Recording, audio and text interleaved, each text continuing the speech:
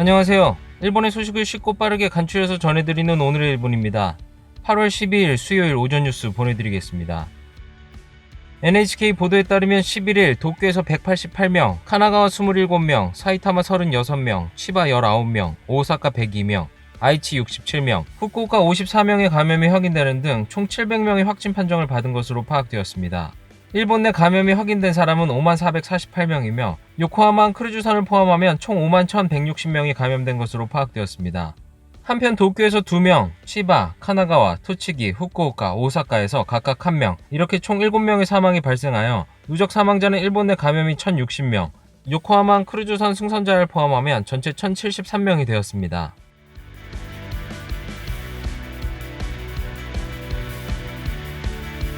이날 도쿄에서는 188명의 신규 감염이 확인되었습니다. 10세 미만부터 80대까지의 남녀 188명이 신규 확진 판정을 받은 것으로 파악되었으며 이 중 117명은 감염 경로가 파악이 되지 않거나 조사 중이고 71명은 기존 감염자의 밀접 접촉자로 확인되었습니다. 연령대로는 20대에서 30대가 총 108명으로 전체의 약 57%로 젊은 층의 감염이 두드러지며 감염 경로로는 188명 중 가정 내 감염이 27명, 직장 내 감염이 14명, 유흥과 관련 감염이 10명, 대학 기숙사 등 시설 내 감염이 9명 등으로 확인되었습니다. 한편 이날 70대 남성과 여성 총 2명이 사망하였으며 현재 중증 환자는 2명 감소하여 22명, 입원 환자는 28명 증가한 1,710명으로 파악되었습니다. 이로써 도쿄의 누적 확진자 수는 16,252명, 누적 사망자 수는 336명이 되었습니다. 이날 오사카에서는 코로나 요양시설에서 남성 감염자가 직원의 재질을 뿌리치고 외출하였습니다. 一部の人がこうなってるというふうに思います。だから本当にやめてもらいたいな。公的根拠がないとこういった事例は最後はちょっと防ぎきれない。 이땅 감염자의 외출 행위에 요시무라 지사는 쓴소리를 하였습니다. 오사카보에 의하면 11일 50대 남자가 요양지 숙박시설에서 몸이 좋지 않아 돌아간다라고 호소하고 외출하였습니다. 남성은 직원과 경비원들 7명이 제지하였지만 그것을 뿌리치고 택시를 타고 떠났으며 피자 가게 등에 들려 1시간여 만에 다시 돌아왔습니다. 해당 남성은 외출 중에는 마스크를 착용하고 있었으며 오사카부는 밀접 접촉자는 없었다라고 밝혔습니다. 이로써 이 시설에서의 감염자의 무단 외출은 3번째입니다. 다음 소식입니다. 니시무라 야스토시 경제재생 담당상은 이날 기자회견에서 클러스터에 대해 회식, 노래방, 직장, 기숙사 생활 등으로 감염이 퍼지고 있다며 주의를 호소하였습니다. 以前の日常、昔の日常に戻ると必ず感染は広がりますので、リスクをゼロにできない中で新たな日常、基本的な感染防止策も含めてですね、みんなで作っていくことが大事だと思います。 니시무라 씨는 최근 감염 확산 추세로 회식, 노래방, 직장, 기숙사 생활을 꼽았으며 다시 대학교와 고등학교 집단 생활에서의 가이드라인의 철저에 대해서 문부과학성으로 통보하겠다고 밝혔습니다. 또한 몸이 아픈 경우에는 외출을 삼가는 등 오복 연휴 기간 중에도 감염 방지 대책에 힘써달라고 호소하였습니다. 다음 소식입니다. 전국 음식점 등에 대해 감염 대책이 실시된 점포에 증명서의 교부가 이달부터 시작되게 되었습니다. 飲食店を選ぶ際のですね、判断材料として活用していただきたいというふうに思います。 증명서는 OK 마크가 인쇄되어 있으며 신종 코로나 바이러스 감염 방지 대책 취급점이라고 쓰여 있습니다. 이 증명서는 손님이 안심하고 이용하고 감염 대책에 노력하는 가게를 지원하는 것이 목적으로 업계 단체마다 책정된 감염 방지 가이드라인을 충족한 점포에 교부되게 됩니다. 교부 대상은 전국의 음식, 숙박시설, 영화관, 목욕탕 등 16개의 업종으로 이들 업종에서 만든 조합의 점검을 바탕으로 증명서가 교부됩니다. 교부는 이달부터 시작될 예정이며 해당 사업은 후생노동성으로부터 4억 3천만 원의 보조를 받고 시행됩니다. 다음 소식입니다. 히로시마의 원폭이 투하된 직후 방사성 물질을 포함한 검은비를 맞은 주민이 건강피해를 호소한 재판에서 피고인 히로시마시와 현은 나라와 협의한 결과 모두 원폭 피해자로 인정한 히로시마 지방법원의 판결에 항소하겠다는 방침을 결정하였습니다. 원폭이 투하된 직후에 내린 검은비를 놓고 국가로부터 지원 및 보호를 받을 수 있는 구역 밖에 있던 주민과 유족 총 84명이 건강피해를 호소한 재판에서 히로시마 지방법원은 지난달 29일 모두 피폭자로 인정하고 히로시마시와 현에 대해 피폭자 건강수첩을 교부하도록 명령하였습니다. 이 판결에 대해 히로시마시와 현은 지원 및 보호를 받는 구역 확대를 국가에 요구하는 등 항소에는 소극적 입장을 보이며 국가에 항소하지 않도록 요청하였습니다.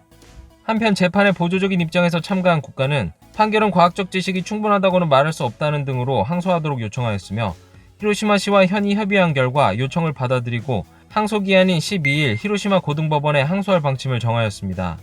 이로써 75년 전에 검은비를 놓고 원고의 손을 들어준 히로시마 지방법원의 판결은 확정되지 않고 법정 다툼이 계속되게 되었습니다. 다음 소식입니다. 스가 요시히데 관방장관은 11일 기자회견에서 3일 간격으로 치러진 히로시마시의 평화기념식과 나가사키시의 나가사키 원폭 희생자 위령 평화기원식에서 아베 총리의 기념사가 90% 이상 똑같은 것에 대해서 원폭에 희생이 된 분들의 영혼에 대한 애도의 마음이라든지 유일한 전쟁 피폭국으로서 일본의 입장을 말씀드리는 것은 두 행사에서 아무래도 같은 내용이 되지 않을까라고 해명하였습니다. 스가 씨는 총리의 기념사에 대해서 두 행사의 취지를 감안하면 정부의 대표자로서 원폭에 희생이 되신 분의 영혼에 대한 애도의 마음, 그리고 유일한 전쟁 피폭국가로 히로시마와 나가사키의 비극을 다시 밟아서는 안 된다는 결의와 핵무기 없는 세계의 실현을 위한 결의를 표명하는 것이다. 올해도 애도의 마음이나 핵무기 없는 세상 구현을 위한 결의 등을 각각 말씀드린 것이다라고 설명하였습니다. 두 행사에서의 총리의 기념사는 문자 수와 문구가 약 93%가 일치하고 있어 원폭 희생자 관계단체 등에서는 히로시마를 나가사키로 바꾸기만 했다는 등의 비판이 나왔습니다. 다음 소식입니다. 야당의 합당에 대해 국민민주당의 타마키 대표는 입헌민주당과의 합당을 인정하고 스스로는 참여하지 않고 당을 분당하여 합류에 반대하는 의원들과 행동을 함께할 생각을 밝혔습니다. 私たちが求めてきた消費税の減税など軸となる基本政策について一致が得られませんでした。理念や政策が異なる人が集まって無理やり党を作っても過去の反省を生かせないと思ったからです。 국민민주당의 타마키 대표는 다음 주 모든 의원이 모이는 회의를 열어 설명할 방침입니다. 또한 신속하게 분당에 의한 협의를 하려고 합니다. 합당을 위한 일정한 결론은 나왔지만 최악의 결과가 되었다라고 얘기하는 의원도 있어 응어리가 남는 형태가 되었습니다. 이러한 야당의 통합에 대해 자민당의 한 간부는 이번의 합류가 전국의 태풍의 눈이 되는 것은 아니며 자민당에게 있어 위협이 되지 않는다라고 말하였습니다.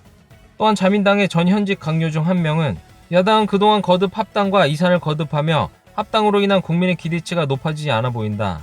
다만 다음의 중요한 선거 후보자 조정의 진전에 따라서는 여당의 어려운 싸움이 되는 것도 예상되어 주시할 필요가 있다라고 말하였습니다. 다음은 NHK 여론조사 소식입니다. 아베 내각을 지지한다라고 대답한 사람은 지난달 조사보다 2%포인트 하락한 34%였던 반면 지지하지 않는다라고 대답한 사람은 2%포인트가 오른 47%였습니다. 이는 2012년 12월 제2차 아베 내각 출범 이후 최저의 지지율을 기록하였습니다. 아베 내각을 지지하지 않는 이유로는 정책을 기대하지 않으니까가 37%로 가장 높았으며 인폼을 신뢰할 수 없기 때문에가 28%로 그 뒤를 이었습니다. 우선 정책적인 부분을 살펴보면 코로나19에 대한 정부의 대응의 평가에 대해서는 크게 평가한다가 4%, 어느 정도 평가한다가 34%, 별로 평가하지 않는다가 42%, 전혀 평가하지 않는다가 16%로 58%가 코로나19에 대한 정부의 대응에 대해 부정적으로 평가하는 것으로 나타났습니다. 코로나19 감염자가 1000명을 넘는 날이 이어지고 있는 가운데 국가가 긴급사태 선언을 재발령해야 하는지에 대한 질문에는 발령해야 한다가 57%, 발령하지 않아도 된다가 28%로 긴급사태에 대해 과반 이상이 필요하다는 인식을 나타냈습니다. 또한 정부가 지난달부터 도쿄 발착을 제외하고 시작한 고투 트래블에 대해서는 도쿄를 제외하고 계속해야 한다가 4%, 도쿄도 포함해서 계속해야 한다가 10%, 제외지역을 확대해야 한다가 17%, 일단 중지해야 한다가 62%로 중지의 의견이 가장 앞섰습니다. 중지해야 한다는 의견은 여당 지지층에서도 53%로 과반 이상이 답하였으며 지지정당이 없는 층에서는 72%로 크게 앞서고 있습니다. 코로나19 대응 등의 심의를 위한 조기 임시국회 소집에 대해서는 조기에 열어야 한다는 의견이 72%로 크게 앞섰습니다. 한편 이번 여름의 귀성 또는 여행 여부에 대해서는 하지 않는다가 75%를 차지하며 코로나19의 감염 상황에 대한 불안함이 여행 또는 명절 귀성의 자제로 이어지는 것으로 보입니다. 정당별 지지율은 자민당이 35.5%, 입헌민주당이 4.2%, 국민민주당이 0.7%, 공명당이 3.2%, 일본 유신회가 2.8%, 공산당이 2.7%의 순이었으며 지지정당이 없는 층은 43.3%로 나타났습니다. 이 상황이 되어도 국민의 3분의 1이 지지하고 있는 훌륭한 정권이잖아요. 뭔가 이상한 일을 하는 것보다 아무것도 하지 않는 편이 낫다는 것을 몸으로 보여주고 있습니다. 오사카부 지사에 대한 무언의 견제겠지요. 정당별 지지도는 자민당 35.5%, 입헌민주당 4.2%, 국민민주당 0.2%, 공명당 3.2%, 일본 유신회 2.8%, 입헌민주당은 여전히 소비세율 이하네요. 3.4% 아니야? 아직도 34%나 지지자가 있다는 것이 더 놀랍다. 주가를 유지하지 않으면 곤란한 사람들이 34% 정도 존재하고 있다는 것입니까? 지금과 같은 경제대책, 코로나 감염 대책, 당연한 숫자이지만 아직 34%나 있군요. 하지만 야당도 안 되고 사적으로 다음은 이시바님이 좋은 것 같아. 34%나 있다니 놀랍다. 꼭 34%의 분들은 아베노마스크를 이용해주세요. 저는 아베 총리 이외에 총리를 할 수 있는 사람은 없다고 생각합니다. 아베 총리를 응원하고 있어요. 나는 아베 총리의 사기도 기대하고 있습니다. NHK 조사에서 약 60%가 안 된다라고 하면 아마 일본인의 90% 가까이는 안 된다라고 생각하고 있겠지. 지구 규모로 보면 거의 100%가 안 된다라고 생각하고 있는 것 같으니까 내년 올림픽 개최는 무리겠다. 아베 총리를 대신할 리더가 있다면 좋겠지만 좀처럼 없다. 고이즈미 전 총리처럼 해주는 사람이 있다면 자민당도 회복되겠지만 세대교체로 야당이 된다고 해도 어려울 것 같다. 결국 아베 총리밖에 없는 걸까? 내년은 올림픽이고 괜찮을까 걱정도 된다. 슬픈 현실이다. 다음은 간추린 단신 소식입니다. 소프트뱅크 그룹이 11일 발표한 올해 6월까지 3개월간의 결산 발표에서 손정희 회장은 코로나19 바이러스에 대해 수비의 자세를 강조하였습니다. ソフトバンクにとっての防御というのはまさに現金だと。現金をしっかりと手元に用意することによって守りを固められると。 소프트뱅크 그룹의 4월부터 6월까지 결산은 순이익이 작년 같은 시기에서 12% 늘어 1조 2,557억 엔이 되었습니다. 전년도에 9천억 엔을 넘는 사상 최대 적자에서 투자처의 회사 주식을 매각하는 등으로 흑자로 돌아섰습니다. 3월에 발표한 부채 감축을 위한 4.5조 엔의 현금화는 90% 이상 완료하였다고 밝혔습니다. 이날 손 회장은 코로나19의 감염이 조용해질 때까지는 방어를 굳게 한다라는 경영을 철저히 할 것이라고 밝혔습니다.